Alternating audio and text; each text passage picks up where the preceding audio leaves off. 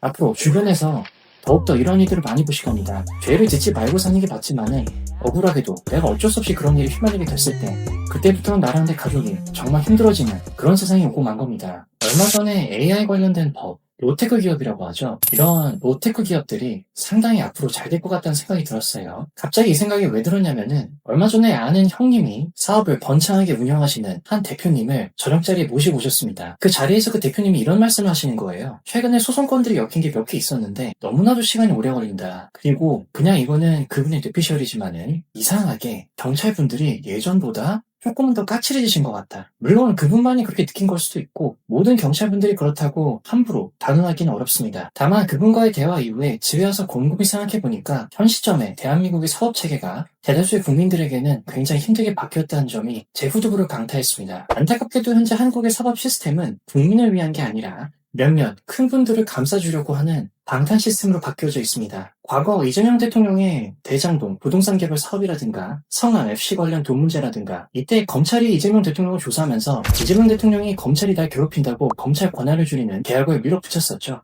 그리고 조국 혁신당 대표도 자녀 입시 비리나 돈 문제로 검찰 조사를 받았어요. 그래서 이때 검찰이 너무 세다고 개혁을 외쳤습니다. 송영길, 한영수 이분들도 민주당 관련 인물이죠. 자, 그렇다면 어떤 개혁을 했느냐? 일단 검찰의 권한을 줄였죠. 검찰이 강력하게 수사를 못하게 법을 바꿨어요. 이게 검경 수사권 조정이라고 합니다. 검찰이 사건을 직접 파헤치지 못하고 경찰한테 위임을 하는 거죠. 그리고 공수처를 만들었습니다. 고위공직자 범죄수사처라는 새 기관인데 검찰 대신 수사를 하게 하는 거죠. 그런데 이 공수처가 제대로 현지 일을 하지 않고 있다고 많은 비판이 일고 있습니다. 자, 왜 이런 일이 생겼냐? 19년 조국 대표 사태 때는 민주당에서는 검찰이 너무 세서 본인들을 쓸데없이 괴롭힌다라고 법을 바꿔서 검찰의 손발을 묶었습니다. 그래서 현재 상황에 있어서는 검찰은 큰 사건을 직접 못 하고 모두 다 경찰한테 일을 떠넘긴 상황이에요. 아까 말씀드린 검경 수사권 조정은 형사소송법, 검찰청법이라고 하는데 예전엔 검찰이 사건 수사를 주도하고 경찰이 지휘했죠. 그런데 이제는 경찰이 사건을 먼저 조사하고 심리적 끝낼 수도 있게 됐습니다. 검찰은 기소, 법정으로 보내는 거죠. 이것만 주로 합니다. 결과적으로는 검찰이 이재명 대통령, 조국 또는 이제 다른 정치인 같은 사람들을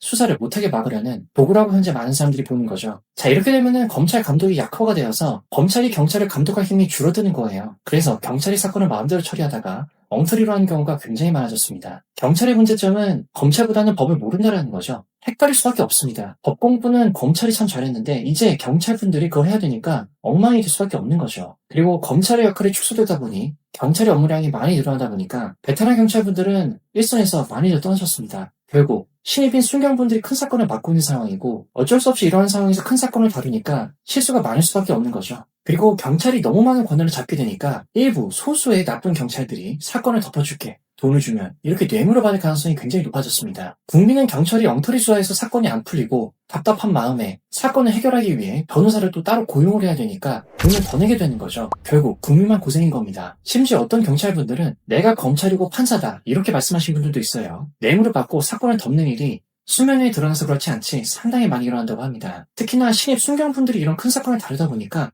어쩔 수 없이 이런 유혹이 더 많이 생기는 거죠. 자, 그래서 경찰 수사가 엉망이라 사건이 왔다 갔다 하다가 없어지는 경우도 있고요. 예를 들어 범죄 피해자가 경찰에 신고했는데 수사가 지연되거나 안 풀려서 답답한 거예요. 검찰이 경찰분들이 보낸 사건을 보고 다시 돌려보내는 이유는 검찰이 보기에는 경찰이 법을 잘 몰라서 수사를 부실하겠다고 보기 때문이에요. 그럴 수밖에 없는 게 경찰분들이 법률을 잘 몰라서 헷갈려합니다. 예전엔 검찰이 법적 판단을 도와줬는데 이제는 경찰들이 혼자 해야 되니까 사건을 제대로 중개하기가 어려워요. 그래서 경찰이 사건을 검찰에 보내면은 검찰이 이거 증거 부족해 또는 법적으로 틀렸어라고 다시 경찰에 돌려보내고 그러다 보니 사건이 왔다 갔다 하면서 시간이 끌리고 결국 해결이 안 되는 경우가 많습니다. 결국에 핑퐁핑퐁 하다가 사건이 없어지는 거예요. 그리고 검경 수사권 조정으로 검찰이 경찰을 강하게 지휘할 권한이 줄어들었고요.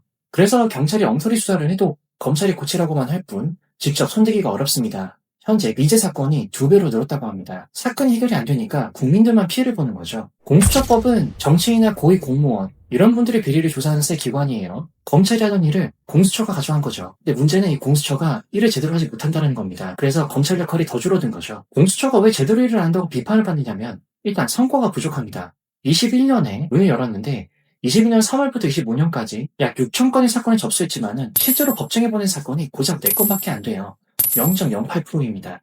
그리고 정치적 편향 논란이 있죠. 워낙 민주당과 가깝다 보니까 중립적이지 않다는 비판이 있어요. 그리고 공수처는 매년 평균 200억 원의 예산을 씁니다. 4년 동안 계산하면 약 800억 원인 거죠. 그런데 성과가 4건밖에 없으니 혈세 낭비가 아니야라는 비판이 나오는 겁니다. 마치 비싼 과외 선생님을 고용했는데 시험에서 4점이 나온 느낌?